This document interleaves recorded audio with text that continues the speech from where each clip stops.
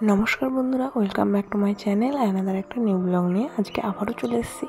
তো তোমরা কেমন আছো? আই হোপ তোমরা ভালো আছো, আমিও খুব ভালো আছি। দেখো আজকে আমরা কোথায় বেড়াতে চলে এসেছি, আশা করি অনেকেই বুঝতে পেরেছো। হ্যাঁ, আমরা চলে এসেছি ভিক্টোরিয়া মেমোরিয়াল। আর এখানে প্রবেশ মূল্য হলো মাথা পিছু 50 টাকা করে। আর তোমরা এখানে আসতে গেলে তোমাদেরকে ধর্মতলা থেকে বাস ধরতে হবে ভিক্টোরিয়া মেমোরিয়াল আসার জন্য। তো ধর্মতলা থেকে বাস ধরলে যেদিকে তোমাদেরকে নামাবে তার ঠিক উল্টো দিকে রাস্তা ধরে তোমাদেরকে ভিক্টোরিয়া আসতে হবে। আর আমরা এটা ভিক্টোরিয়ার পিছনের রাস্তাটা দিয়ে ঢুকেছিলাম। সামনের রাস্তাটা মানে আমরা ধর্মতলা থেকে তো আসিনি, তার জন্য আমরা সামনের দিকটা আমাদেরকে নামাইনি, তাই আমরা পিছন দিকে বাসটা নামিয়েছিল বলে আমরা পিছন দিকে প্রবেশ করেছিলাম। তো তোমরা একটু বাস থেকে নেমে জিজ্ঞাসা করে নেবে। আর পিছন দিকের ভিক্টোরিয়ার পিছন দিকের যে রাস্তাটা, ওখানে নামালে তো তোমরা পুরো সামনেই নামাবে, তোমরা দেখতে পাবে। আর ভিক্টোরিয়ার সামনের দিকের রাস্তাটা একটু ঘুরিয়ে নামায়, তো একটু সবাইকে জিজ্ঞাসা করে নিয়ে তোমরা চলে আসতে পারবে। তো দেখো ভিক্টোরিয়ার ভিতরে মোটামুটি ভিডিও, ফটো সমস্ত কিছুই অনুমতি আছে ভিডিও করার আর ছবি তোলার, কোনো বিনা অনুমতি কোনো কিছুই নেই। আর এটা রানী মানে এটা আমাদের কলকাতাতেই অবস্থিত ভিক্টোরিয়া। এটা রানী ভিক্টোরিয়ার একটি স্মৃতিসৌধ। তো আশা করছি সবাই কম বেশি সবাই ভিক্টোরিয়া এসেছো ঘুরতে। আর ছুটির এই সময়, শীতের সময় একটু ছুটি পেলেই তোমরা চলে আসতে পারো ভিক্টোরিয়া ঘুরতে। আর এছাড়াও আমি আমার আরও দুটো ব্লগে তোমাদের সাথে শেয়ার করেছি তোমরা কত মানে দুদিনের মধ্যে কিভাবে কলকাতা ঘুরবে, সমস্ত জায়গা ঘুরে দেখবে আর ছুটিটা কাটাবে, ছুটিটাকে এনজয় করবে। তো লিঙ্কটা আমি ডিসক্রিপশানে দিয়ে দিয়েছি, তোমরা অবশ্যই দেখে নেবে, অবশ্যই চেক করে নেবে, কেন কি এই ভিডিওটা তোমাদের জন্য অনেক হেল্পফুল হতে পারে। ভিক্টোরিয়া মেমোরিয়াল পুরোটাই সাদা মার্বেল পাথর দিয়ে চমৎকার একটা স্থাপত্য কাঠামো। কলকাতার সবচেয়ে আকর্ষণীয় নিদর্শনগুলোর মধ্যে এটি একটি। 1921 সালে রানী ভিক্টোরিয়ার স্মৃতিতে এটি নির্মিত হয়েছিল।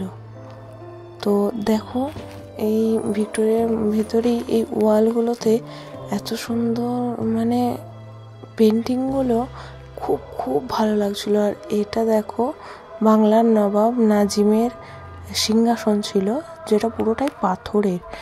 তো তোমরা মানে অনেক কিছু দেখতে পাবে এখানে। হ্যাঁ, আমাদের স্বাধীনতা সমস্ত কিছু।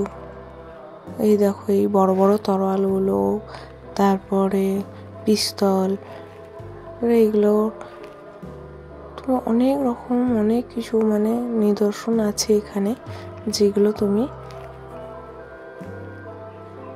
তোমার অনেক কাজেই লাগাতে পারবে, সবার সম্পর্কে জানতে পারবে। কেন কি বলো তো, আমরা যতই যেখানেই ঘুরতে যাই না কেন, আমরা জাস্ট শুধু দেখেই চলে আসি। আমরা কতক্ষণই আবার বা সেটা সম্পর্কে জানি বা পড়ি, কিছুই পড়িও না, জানিও না, মানে আমাদেরকে দেখতে হয় তাই দেখতে চলে যাই, এরকম একটা ব্যাপার। যেটা বাস্তব কথা সেটাই আমি বললাম।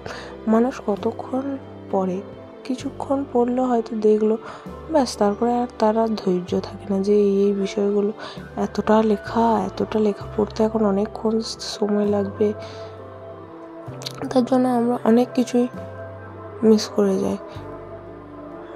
তো যাই হোক, জায়গাটা খুব সুন্দর। ভালো লাগলে অবশ্যই লাইক, শেয়ার, কমেন্ট করবে। আর তোমাদের যদি খুব সাহায্যের হয়ে থাকে ভিডিওটা, অবশ্যই শেয়ার করে দেবে, যাতে আরও সবাই ভিডিওটা দেখে এবং তাদের অনেক হেল্পফুল হয়।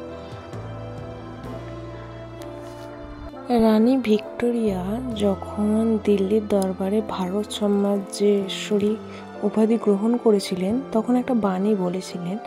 আর এখানে ওই বাণীটা লেখাও ছিল, আমার খুব ভালো লাগলো। তো বাণীটা আমি তোমাদের সাথে একটু বলি, শোনো।